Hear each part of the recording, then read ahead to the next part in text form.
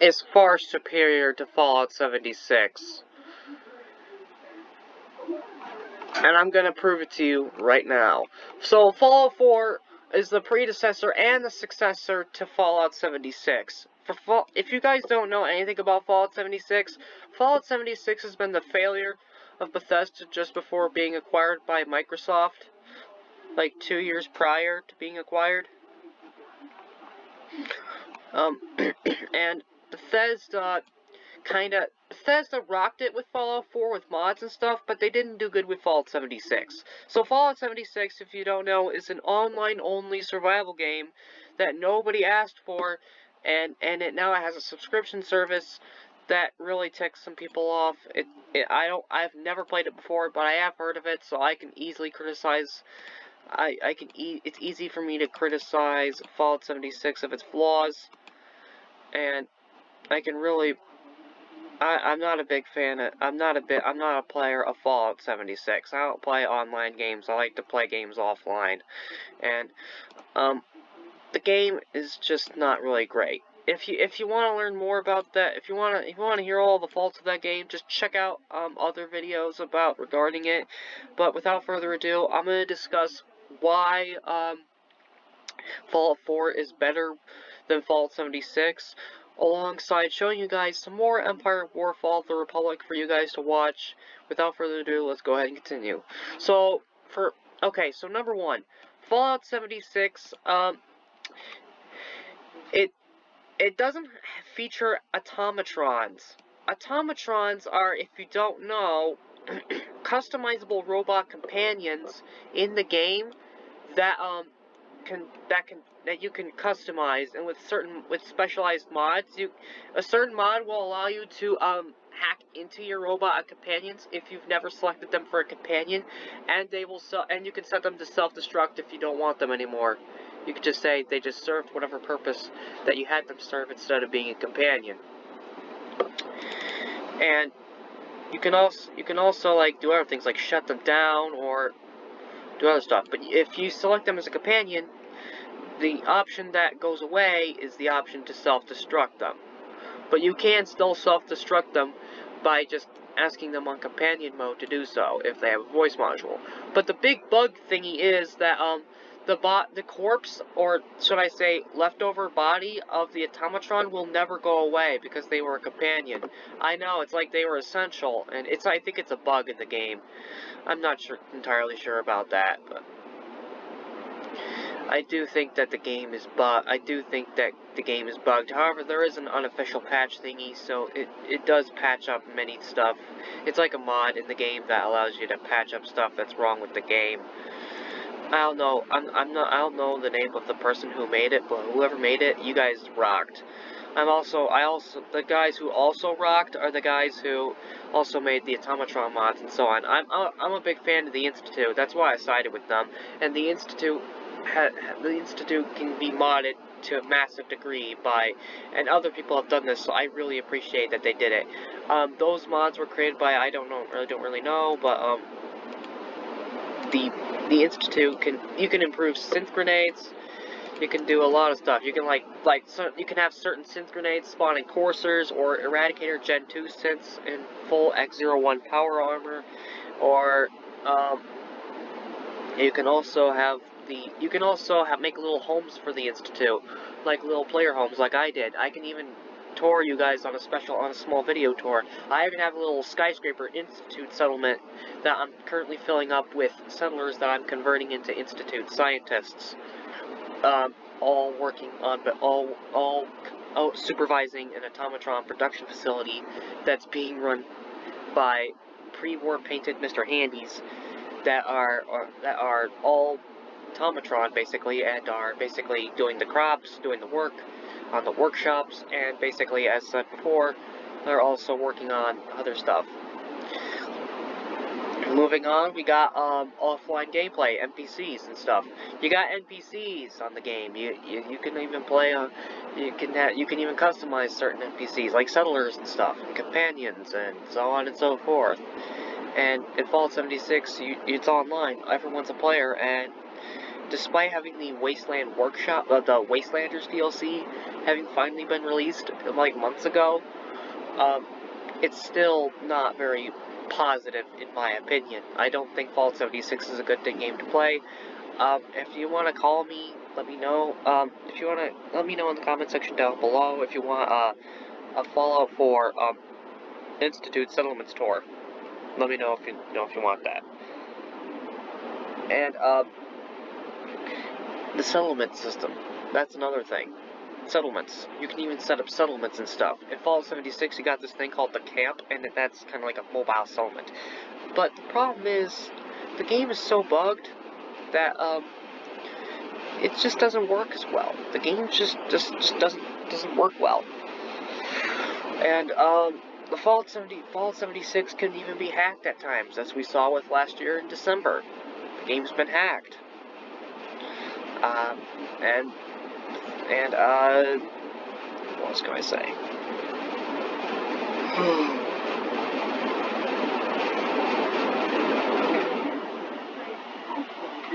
In Fallout 76, it's just not a good turning point. Fallout 4, however, can be modded to the core, while Fallout 76 can't be modded at all. Fallout 4, you can put in things like airships in the sky, custom airships. Be advised, one of the airships in Airship Player Home, the Red Rose, can instantly crash your stuff while on the PS4. So I recommend, I had the mod installed before, then I removed it because I found out about the crashing. And I'm a big fan of Fallout 4 these days. I became fascinated with Fallout ever since I was in 8th grade. I originally played Call of Duty, but when I found out about Fallout and how much of a success it was, I decided to leave first-person action shooting games like Call of Duty and move on to more first/third-person survival games and open free world role-playing games like Fallout. I started off with Fallout 3 in November 2017, and then when we got over to September 2017, I went on to Fallout New Vegas. But when the PS3 console broke, I ended up getting a PS4 in December and getting Fallout 4 Game of the Year edition in 2017. And this is where I was very happy with Fallout. You can make your own robots. I'm a big fan of robotics. I am. And I was happy that you're able to make your own custom robot companions. And I didn't even do mods until like 2 weeks ago. I didn't even start modding until 2 weeks ago. And the game is just, Fallout 4 is just exciting. There's like something called Integrated Commonwealth where you can like customize the companions. You can customize the world. You can like every creature ever in the Fallout games in the DLCs period actually appears everywhere. Automatron robots appear at Far Harbor. They appear in Nuka World. Fog crawlers appear in Nuka World and the Commonwealth. It's just awesome. And Fallout 4, it just nailed it with mods. No, I don't have Creation Club money, and no, I don't play online. But if you do want some stuff that I did in Fallout 4, if you do want to see some stuff that I did in Fallout 4, please let me know in the comment section down below. And I really wanna continue on. So the next number of the matter is factions. There are like 4 factions in Fallout 4 you can side with. There are there's the Brotherhood of Steel, the Minutemen, the Railroad, then the Institute. I side with both the Minutemen and the Institute. And there's other smaller factions like the Gunners, Raiders, Rust Devils, Super Mutants, Automatron, Mechanist robots, you name it. We got the Children of Adam, you name it. It's just a lot big. It's just a lot of stuff. And it's only too bad that they didn't add the Robo Scorpion or the Securitron to the Fallout 4. Maybe that was an Obsidian thing. They didn't want to add new things like the Mr. Orderly model of Mr. Handy, the Think Tank Robo Brain, the Robo Scorpion, or the PDQ-88B Securitron. I guess those things that Bethesda just decided to leave those out. The regular Robo Brain was also left absent from the vanilla Fallout 4, if you wanted to know about that. And Fallout 4 just nailed it. With mods and stuff, Fallout 4 just rocks. There's like a little unofficial patch thingy that allows you to fix bugs and stuff. But Fallout 4 just rocks. We're talking about Fallout 76 though. There are bugs everywhere and everything. We're talking about like bugs, like things causing players to fall and stuff. You can't even movement speed being tied to frame rate. Are you kidding me?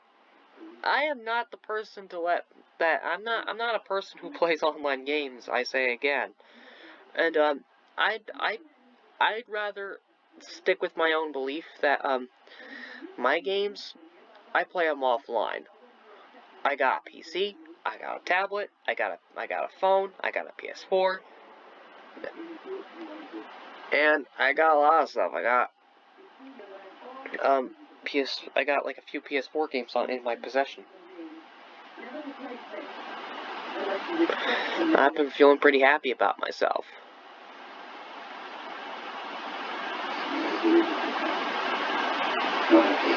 Thanksgiving's just right around the corner, and I'm getting ready to I don't know. Alright, let's go on to the next topic. Fallout 76 has online subscription service. So Fallout 76, okay, so in October 2019, Fallout 76 released a new subscription service called Fallout First. Fallout First, if you don't know, that was the subscription service that costed $100 a year, or $13 a month to get. It had non-cosmetic features that people wanted to be free, like private servers, NCR Ranger armor, scrap boxes, survival tents. And this stuff was bugged. The scrap box literally removed junk and took it somewhere where no one knew, and Bethesda had to fix it. And the survival tent somehow caused people either disappeared or caused people's servers to crash. And the private servers were not private at all. People could just join in without permission. And when people stood up about how these weren't cosmetics, Bethesda went and said that they had something. They looked at some data and they rethought their approach to the Atomic Shop. Now, I'm not a big fan of any company, but I do appreciate that Bethesda got us Fallout 4. Fallout 4 is a good thing to have, and I just love it.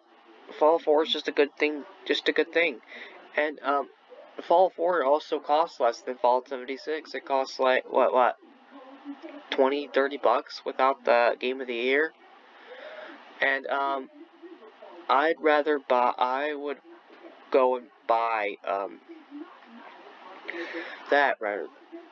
I'd rather buy the Game of the Year edition, which I already have.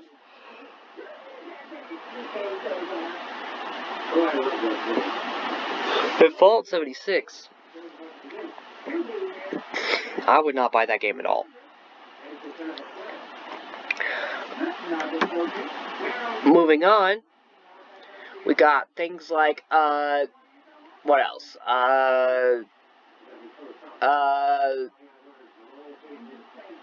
What else? I was thinking about something. Oh yeah, we got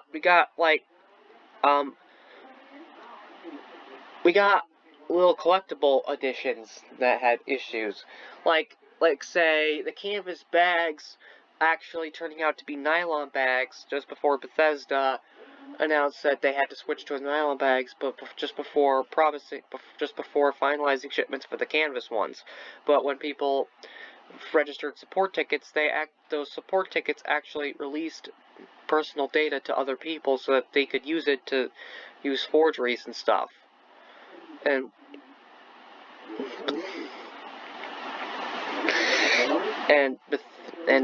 I don't really remember. And then we had later on that Fallout 76's Nuka helmets were being recalled because they were growing mold somehow. And then we also got this, the Nuka Dark Rum. The Nuka Dark Rum controversy, where the developers had a little Silver Screen bottling company make a little cup, make a little bottle, a beer bottle that has something called Nuka Dark Rum. But it turns out the Nuka Dark Rum's casing was actually like a little casing, like you'll snap it together, like you'll know what it looks like. So the casing, the rocket-shaped bottle, is actually a casing for the regular bottle. The bottle is actually a regular bottle with a Nuka Dark Rum casing. And the casing, it makes the cup hard to pour, and the rum itself tastes really bad. It was a really big blunder, not just to Bethesda and ZeniMax, but also to Silver Screen Bottling Company. Oh, Silver Screen and Bethesda. Oh, boy. Fallout 76 also added a battle pass. If you didn't know about that, it's called 76 Seasons. Oh, there are 76 seasons, alright. 76 seasons of a buggy game. And 4 seasons of a very good game. Like Fallout 4. And Bethesda, just... Come on, Bethesda. You could have done better than that. I'm just saying. I'm not trying to harass you or anything. I'm just saying. You could have done better than that. In the end, Fallout 4 is a better game overall. While it's smaller than Fallout 76, it's still a good game. And on one of the mods, it even shows you like a little Fallout 76 tape. That's weird. You got mod locations like, Pine Needle Rest. You got things like Maple Manor. You got things like the Institute Skyscraper Settlement in Dartmouth Professional Building. You got things like Institute Settlements. You got Institute Settlement items and mods. And that's pretty awesome. While the mods disable trophies, I don't give a shoot about trophies. I'm more of a... I just like to have stuff off the bat. There's like a little mod for the chemistry station that allows you to just make things en masse. You know, things like Maxon's Balco, and there's a little thing called Vertibird Taxi Service on the mods, where you can like just spawn free vertibirds, and just without affiliation with any faction, you just ride them. It's pretty awesome. No, you won't get mods for doing anything, but I mean, you won't get trophies for doing anything. That's what I was trying to say. But and again, Fallout 4 just beats Fallout 76. Therefore, as a result of this, Fallout 4 is not only the predecessor to Fallout 76, but it's also the successor to Fallout 76. Just like Outer Worlds. Outer Worlds and Fallout 4 are the two successors of Fallout 76.